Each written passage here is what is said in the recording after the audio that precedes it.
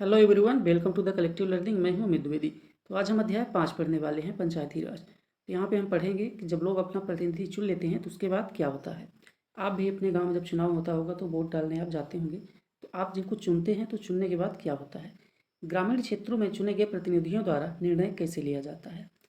यहाँ हम ग्राम सभा को देखेंगे। आपके गांव में भी ग्राम सभा है, तो यहाँ पे हम उसी के बारे में पढ़ने वाले हैं, जिसमें लोग प्रत्यक्ष रूप से भाग लेते हैं। किस तरह से वोटर हैं वो सभी ग्राम सभा में जाकर भाग लेते हैं और अपने प्रतिनिधि से क्या करते हैं, जवाब मांगते हैं। यहाँ पे चित्र के माध्यम से आप देख सकते हैं इस तरह से ग्राम सभाएं लगा करती हैं। आज का दिन बड़ा खास है। सभी लोग जल्दी जल्दी ग्राम सभा के लिए जा रहे हैं।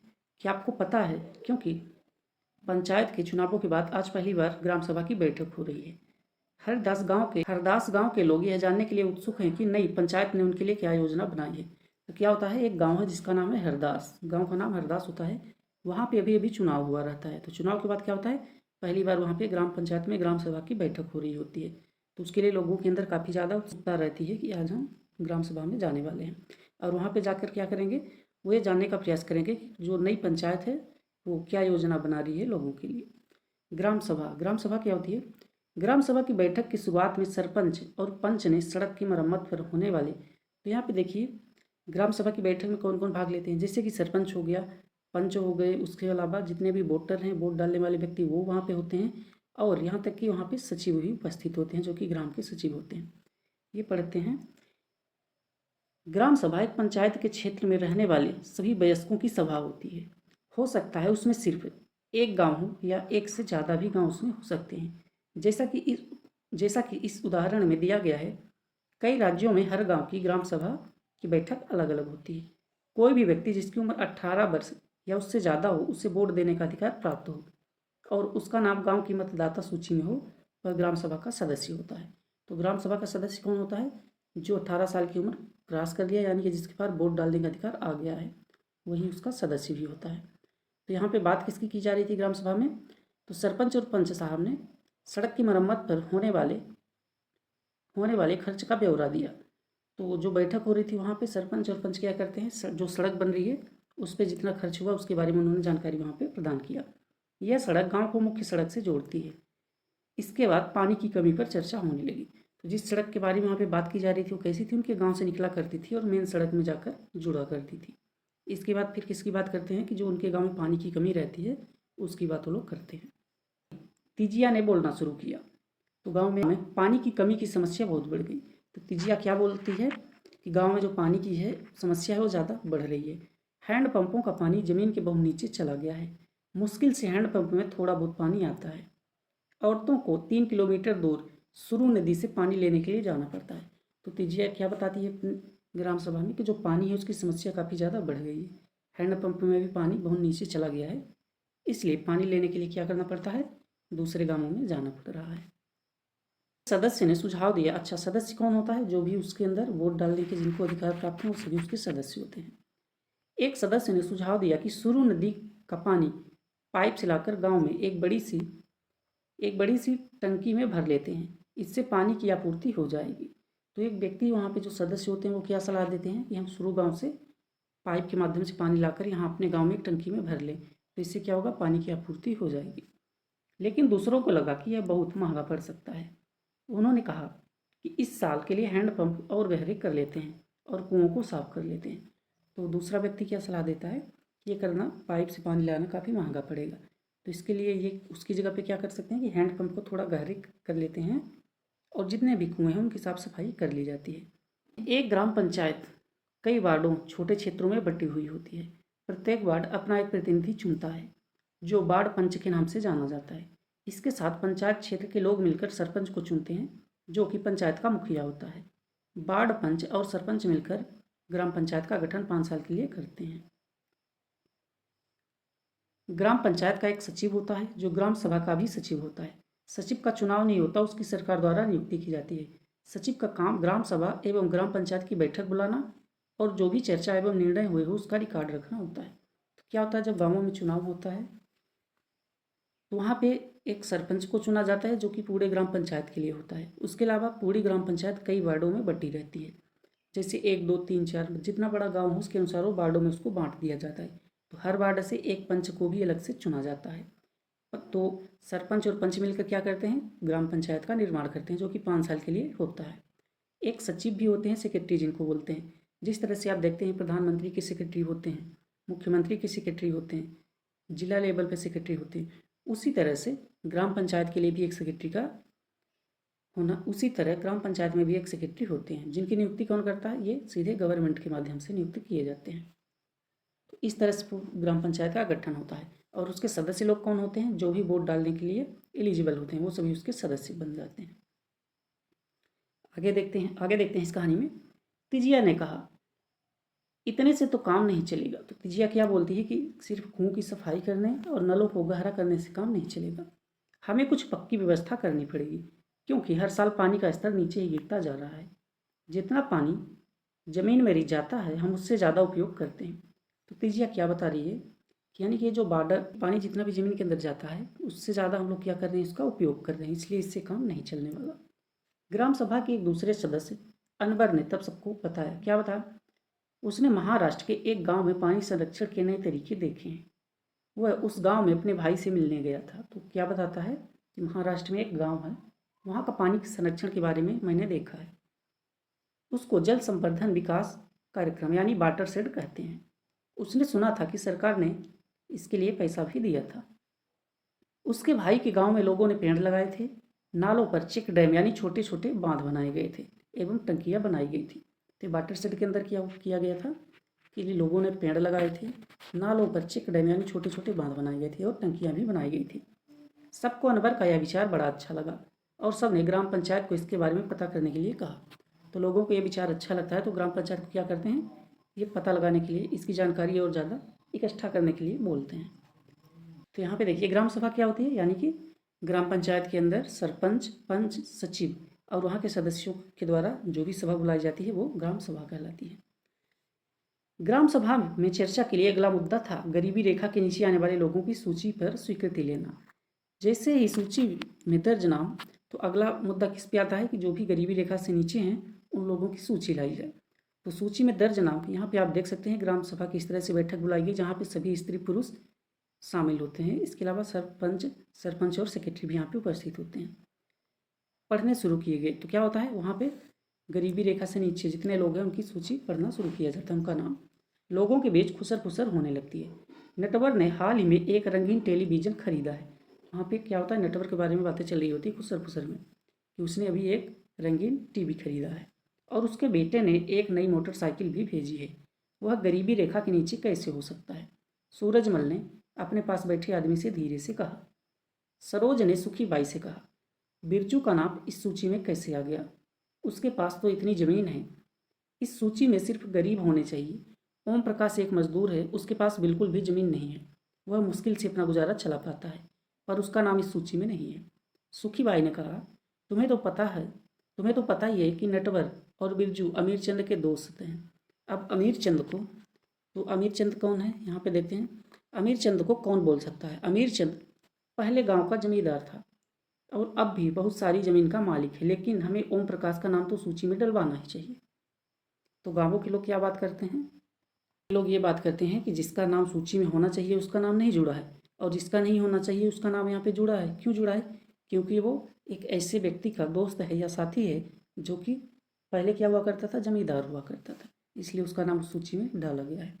यहाँ पे देखते हैं, ग्राम पंचायत पूरे गांव के हित में निष्पक्ष रूप से काम कर सके, इसके लिए ग्राम सभा की महत्वपूर्ण भूमिका होती है। ग्राम सभा की बैठक में ग्राम पंचायत अपनी योजनाएं लोगों के सामने रखती है। ग्राम सभा पंचायत को मनमाने ढंग से काम करने से रोक सकती है। साथ ही पैसों का दुरुपयोग एवं कोई गलत काम ना हो इसकी भी निगरानी की जा सकती है। इस तरह ग्राम सभा चुने हुए प्रतिनिधियों पर नजर रखने और लोगों के प्रति उन्हें जिम्मेदार एवं जवाबदेह बनाने के लिए बहुत महत्वपूर्ण होती है। जिस तरह से केंद्र सरकार या फिर राज्य सरकार भी क्या होती है, जवाबदेह, भी जनता को जवाब देती है, उसी तरह जो स्थानीय सरकार होती है ग्राम पंचायत में वो भी जनता के प्रति जवाबदेह होती है। तो इस ग्राम सभा के माध्यम से क्या होता है, उस पर अंकुश लगाया जाता है कि इस पर फालतू के खर्चों पर, और जो महत्वपूर्ण जानकारियां हैं वो सभी तक इसी के माध्यम से पहुंचाई जाती हैं। आगे देखते हैं, आगे पढ़ते हैं। सरपंच ने देखा कि लोगों के बीच में खुसर फुसर हो रही है। उन्होंने पूछा कि अगर किसी को कुछ कहना हो तो कहें। सरोज ने सूरजमल को उकसाने की कोशिश की कि वह नटवर और बिरजू के बारे में पूछे, लेकिन सूरजमल चुपचाप बैठा रहता है। अमीर चंद ग्राम सभा में बैठा सब पर निगाह रखे हुए था। सरोज ने उठकर कहा कि ओम प्रकाश का नाम सूची में होना चाहिए। दूसरे लोगों ने भी माना कि ओम प्रकाश का परिवार बहुत गरीब है। सरपंच ने पूछा कि उसका नाम सूची में क्यों नहीं था। जिस शिक्षक ने गरीबी रेखा से नीचे आने वाले परिवारों का सर्वेक्षण किया था, उसने बताया। तो गरीबी रेखा से नीचे जो भी सर्वेक्षण होते हैं गाँवों में, तो कौन अक्सर आकर करते हैं? जो टीचर हुआ करते हैं, शिक्षक होते हैं, वही जाकर जनगणना भी करते हैं, इस तरह के सर्वेक्षण भी किया करते हैं। तो उन्होंने क्या बताया, मैं ओम प्रकाश के घर कई बार गया था, पर हर बार वहाँ ताला लगा हुआ था। वह शायद कहीं काम ढूंढने के लिए गया हुआ था। सरपंच ने कहा कि ओम प्रकाश की पारिवारिक आय देखी। तो क्या होता है, जो शिक्षक थे वो जब सर्वेक्षण के लिए गए तो ये पाया कि वो घर में था ही नहीं, वो कहीं और गया था। परिवार की आय देखी जाएगी और अगर वह बोलते हैं कि ठीक है, उसकी आय देखी जाएगी और अगर वह सरकार द्वारा तय की राशि से कम है तो उसका नाम भी सूची में शामिल कर दिया जाएगा। इस तरह से यहाँ पे देख सकते हैं कि जो भी गरीबी रेखा से नीचे हैं उनका नाम कौन जोड़ता है? सरपंच ही जोड़ता है। तो आप भी अपने आसपास देखिए, अगर जिसकी ज़रूरत हो उसका नाम आप जुड़वा सकते हैं वहाँ से। ग्राम सभा में गरीबी रेखा से नीचे आने वाले परिवारों की जो सूची निर्धारित हो रही थी, क्या उसमें कोई गड़बड़ी थी? यदि हाँ तो वह गड़बड़ी क्या थी? गड़बड़ी उसमें यही थी कि जिसका नाम होना चाहिए उसका नाम उसमें नहीं जोड़ा गया था, और जिसका नाम नहीं होना चाहिए, जो अमीर था, उसका नाम उस पर लिख दिया गया था। तो सारी सरोज ने सूरजमल से बोलने के लिए कहा, फिर भी वो चुप क्यों रहा? चुप वो इसलिए रहा था क्योंकि वो जानता है कि जिसके बारे में मैं बोलने वाला हूँ बड़े आदमी, यानी कि एक तरह से जमींदार का दोस्त है। तो अगर मैं उसके बारे में कुछ बोलूँगा तो बाद में मुझे ही समस्या हो जाएगी, बाद में उसी को हो सकता है कोई प्रॉब्लम आ जाए, इसलिए वो उसके बारे में बोलने से बचता है। अब देखते हैं ग्राम पंचायत। ग्राम पंचायत की नियमित रूप से बैठक होती है। उसका मुख्य काम क्षेत्र उसका काम उसके क्षेत्र में आने वाले गांवों के विकास कार्यक्रम लागू करवाना होता है। जैसा कि आपने देखा, ग्राम सभा ही पंचायत के काम को स्वीकृति देती है, तभी पंचायत अपना काम कर पाती है। यहाँ पे आप देख सकते हैं महाराष्ट्र के 2 पंच, जिन्हें 2005 में उनकी पंचायत में उल्लेखनीय काम करने के लिए निर्मल ग्राम पुरस्कार से इनको सम्मानित किया गया था। तो जो भी पंच या सरपंच जब अपने गांव में अच्छा काम करते हैं तो उनको सरकार के माध्यम से कई तरह के प्रोत्साहन प्रदान किए जाते हैं। ग्राम पंचायत के काम सड़कों, नालियों, स्कूलों, भवनों, पानी के स्रोतों और अन्य सार्वजनिक उपयोग के भवनों का निर्माण ये सब करवाती हैं और उसका रखरखाव करती हैं। स्कूलों में से जैसे प्राइमरी स्कूल हो गई, उनका निर्माण ये ग्राम पंचायतें ही करवाती हैं। स्थानीय कर भी लगाया जाता है और उनको इकट्ठा करती है कौन? ग्राम पंचायत। गांव के लोगों को रोजगार देने संबंधी सरकारी योजनाएं भी कौन लागू करता है? ग्राम पंचायत। जैसे कि मनरेगा के बारे में आपने सुना होगा, तो ये योजना कौन लागू करता है? ग्राम पंचायत के माध्यम से ही लागू की जाती है। ग्राम पंचायत की आमदनी के क्या स्रोत होते हैं? घरों एवं बाजारों पर लगाए जाने वाले करों से मिलने वाली राशि। तो आपके भी गांव मोहल्ले आसपास जो भी मेले लगते हैं वहाँ पे जो कर लगाया जाता है वो कौन लगाता है? ग्राम पंचायत। विभिन्न सरकारी विभागों द्वारा चलाई गई योजनाओं की राशि जो जनपद एवं जिला पंचायत द्वारा आती है। तो और दूसरी आमदनी का स्रोत क्या है कि जो भी राशि जनपद या जिला पंचायत द्वारा आती है वो भी इनके काम में आती है। अगला आता है समुदाय के काम के लिए मिलने वाले दान। तो जो भी समुदाय के काम के लिए दान मिलते हैं वो भी ग्राम पंचायत के लिए वहाँ से भी आय का स्रोत होता है। आगे देखते हैं, कुछ राज्यों में ग्राम सभाएं काम करवाने के लिए समितियां बनाती हैं। समितियां कैसी? मतलब कुछ लोगों की समितियां वहाँ पे बना दी जाती ताकि वो देख सकें उस काम के बारे में। उदाहरण के लिए निर्माण समिति। मान लीजिए कि गांव में एक सामुदायिक केंद्र का भवन बनवाना है, तो यह काम कौन करेगा? निर्माण समिति करेगी। इन समितियों में कुछ सदस्य ग्राम सभा के होते हैं और कुछ पंचायत के होते हैं। ये दोनों मिलकर गांव के विकास के लिए काम करते हैं। कहते हैं कि हरदास ग्राम पंचायत ने क्या क्या काम किया है। हरदास ग्राम की ग्राम सभा में पानी की समस्या को सुलझाने के लिए जो विकल्प दिए, क्या वो ये आपको याद है? तो पानी की समस्या को सुलझाने के लिए इन्होंने क्या क्या उपाय दिए? सबसे पहले तो ये उपाय दिया कि दूसरे गांव से पाइप के माध्यम से यहाँ पे टंकी में पानी भर दिया जाए। फिर अगला सुझाव क्या आता है कि नहीं, उसके बदले में हम नल को थोड़ा और गहरा करें और कुओं को साफ सफाई कर दें। उसके अलावा फिर क्या आता है, एक वाटर शेड की व्यवस्था की भी बात की जाती है कि उसको भी यहाँ पे लागू किया जाए। आगे देखते हैं, जब हरदास ग्राम पंचायत की बैठक हुई तो कुछ पंचों ने इस मुद्दे को दोबारा उठाया। इस बैठक में सरपंच, पंच और सचिव क्या थे? उपस्थित थे। पंचायत के सदस्यों ने पहले एक कुआं साफ करने और 2 हैंडपंपों को गहरा करने के विकल्प पर सोच विचार किया ताकि गांव को पानी के बिना न रहना पड़े। सरपंच ने सुझाव दिया कि चूंकि पंचायत के पास हैंडपंप की देख रेख के मद में कुछ पैसा है, सो उन्हीं पैसों को इस काम में लगाया जा सकता है। इस पर सभी सदस्य मान गए और सचिव ने उनके निर्णय को रजिस्टर में दर्ज कर दिया। तो जो भी ग्राम सभा में निर्णय लिए जाते हैं उसको कौन दर्ज करता है? सचिव की जिम्मेदारी होती है कि उसको लिख के रखे रजिस्टर में। उसके बाद सभी सदस्य मिलकर समस्या के स्थायी हल पर विचार करने लगते हैं। उनको पता था कि अगली बैठक में ग्राम सभा के सदस्य फिर से प्रश्न पूछेंगे। कुछ पंचों ने शंका जाहिर करते हुए पूछा कि क्या जल संरक्षण से पानी के स्तर में कोई विशेष फर्क पड़ेगा? तो कुछ पंच वहाँ पे थे, तो उन्होंने क्या पूछा कि क्या ये सब करने से, यानी कि जल का संरक्षण करने से पानी के स्तर में क्या कोई प्रभाव पड़ेगा या नहीं पड़ेगा? इस पर बहुत लंबी एक चर्चा होती है। अंत में यह निर्णय हुआ कि ग्राम पंचायत खंड विकास अधिकारी से बात करके इस योजना पर अधिक जानकारी इकट्ठा करेंगे। खंड विकास अधिकारी या फिर जो भी ब्लॉक लेवल पे अधिकारी होते हैं उनसे बात की जाएगी इसके बारे में। हरदास ग्राम पंचायत में क्या क्या निर्णय लिए गए? तो निर्णय यही लिए गए कि पानी की व्यवस्था कैसे की जाएगी, उसके लिए जो भी उपाय होंगे उस यहाँ पे निकाले गए। क्या आपको लगता है कि ये निर्णय लेने जरूरी थे और क्यों? तो जरूर, अगर गांव की समस्या है तो ये निर्णय लेने वहाँ पे जरूरी थे। ऊपर दिए गए विवरण से एक प्रश्न बनाइए जो अगली ग्राम सभा की बैठक में लोक पंचायत में पूछ सकते हैं। तो यही प्रश्न पूछ सकते हैं कि पानी की जो भी व्यवस्था थी वो हुई या नहीं हुई। यहाँ पे आप देख सकते हैं ये कुछ चित्र दिए गए हैं, यहाँ पे लोग काम करते हुए दिखाई दे रहे हैं और एक तरफ ये ग्रीन ग्रीन फील्ड दिखाई दे रहा है जो कि पानी का एक तालाब सा है और एक छोटा सा साथ में एक पानी का तालाब भी यहाँ पे दिखाई दे रहा है। आगे बढ़ते हैं। पंचायत के 3 स्तर होते हैं। पंचायत के स्तर कितने होते हैं? 3 स्तर। उसके बारे में आइए पढ़ते हैं। हरदास गांव की ग्राम सभा और पंचायत के बारे में पढ़ने के बाद आपको यह समझ में आ ही गया होगा कि पंचायती राज व्यवस्था एक ऐसी प्रक्रिया है जिसके द्वारा लोग अपनी सरकार में भाग लेते हैं। तो क्या होता है? ग्राम पंचायत के माध्यम से या ग्राम सभा के माध्यम से लोग क्या करते हैं? सरकार में भाग लेते हैं।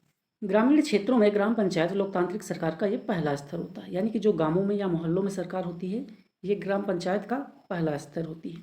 ग्राम पंचायत ग्राम सभा के प्रति जवाबदेही होती है क्योंकि ग्राम सभा के लोग ही उसको चुनते हैं। पंचायती राज व्यवस्था में लोगों की भागीदारी 2 और स्तरों पर होती है। किन स्तरों पर? एक ग्राम पंचायत के बाद दूसरा स्तर एक विकास खंड का आता है जिसको ब्लॉक बोला जाता है। इसे जनपद पंचायत या पंचायत समिति कहते हैं। जनपद पंचायत के बारे में आपने सुना होगा, जब चुनाव होते हैं तो जनपद का भी चुनाव वहाँ पे किया जाता है। तो ये दूसरा स्तर होता है। यह पंचायत समिति में कई ग्राम पंचायतें होती हैं। तो एक पंचायत समिति जो बनती है जहाँ पे जनपद होते हैं उसके अंदर कई गांव होते हैं। पंचायत समिति के ऊपर जिला पंचायत या जिला परिषद होती है। तो तीसरा स्तर कौन होता है? जो जिला लेवल पे परिषद होती है उसको जिला परिषद बोला जाता है। यह तीसरा स्तर होता है। जिला परिषद एक जिले के, तो जिला परिषद क्या करता है? एक जिले के स्तर पर विकास की योजनाएं बनाता है। पंचायत समिति की मदद से जिला परिषद सभी पंचायतों में आवंटित राशि के वितरण की व्यवस्था करती है। तो यहाँ पे एक पंचायत के कितने स्तर होते हैं? एक डिस्ट्रिक्ट यानी कि जिला लेवल पे होता है, दूसरा ब्लॉक लेवल या फिर जनपद जिसको बोलते हैं वहाँ पे होता है, तीसरा गाँवों में होता है। तो ये 3 स्तर के होते हैं स्थानीय शासन। अच्छा देखिए, महात्मा गांधी जी स्थानीय शासन के भरपूर मतलब उन्होंने इस पर जोर दिया था कि भारत देश में स्थानीय प्रशासन लागू किया जाए, क्योंकि उनका यह मानना था कि राज्य सरकार या फिर केंद्र सरकार में सरकार तो चलती है लेकिन लोगों की भागीदारी उतनी अच्छी तरीके से वहाँ पे नहीं हो पाती जितनी कि ग्राम पंचायत में हो पाती। यहाँ पे आप खुद देख सकते हैं कि जब ग्राम पंचायत में सरपंच, पंच और सचिव बैठते हैं तो वहाँ पे लोग उनसे डायरेक्ट सवाल पूछते हैं, लेकिन डायरेक्ट प्रधानमंत्री से सवाल हम लोग नहीं पूछ सकते। वहाँ पे पूछने के लिए हमारे प्रतिनिधि जाकर पूछते हैं। इसलिए गांधी जी भी क्या किए थे? ग्राम पंचायतों या सुशासन के बारे में काफ़ी जोर देकर इसके बारे में बात किए थे कि ये लागू किया जाए। हमारे यहाँ की जो भी अनुसूचियाँ हैं, जैसे 11वीं अनुसूची जो बनाई गई है, तो 11वीं अनुसूची किससे संबंधित है? ग्राम पंचायत से संबंधित है। और 12वीं अनुसूची किससे संबंधित है? वो नगर पंचायत से संबंधित होती है।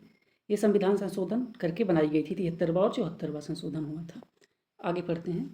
संविधान में दिए निर्देशों के आधार पर देश के हर राज्य ने पंचायत से जुड़े कानून बनाए हैं, इसलिए पंचायत संबंधी कानून हर राज्य में कुछ अलग अलग हो सकते हैं। तो क्या होता है? केंद्र ने सभी राज्यों को बोल दिया कि आप इससे रिलेटेड कानून बनाइए, तो फिर हर राज्य क्या किया? अपने अपने अनुसार अलग अलग तरीके से कानून बना लिए। इसलिए कुछ में क्या हो सकता है कि अंतर भी हो। इसके पीछे मुख्य विचार यही है कि अपने गांव की व्यवस्था में लोगों की भागीदारी बढ़े और उन्हें अपनी आवाज़ उठाने के लिए ज़्यादा से ज़्यादा मौका मिले। तो ये किस लिए किया गया? ताकि लोगों की भागीदारी इसमें बढ़े। आप अपने प्राध्यापिका से निवेदन करें किसी चुने हुए प्रतिनिधि जैसे पंच सरपंच, ये तो आप किसी ने अपने गांव के पंच या सरपंच से मिलते ही होंगे।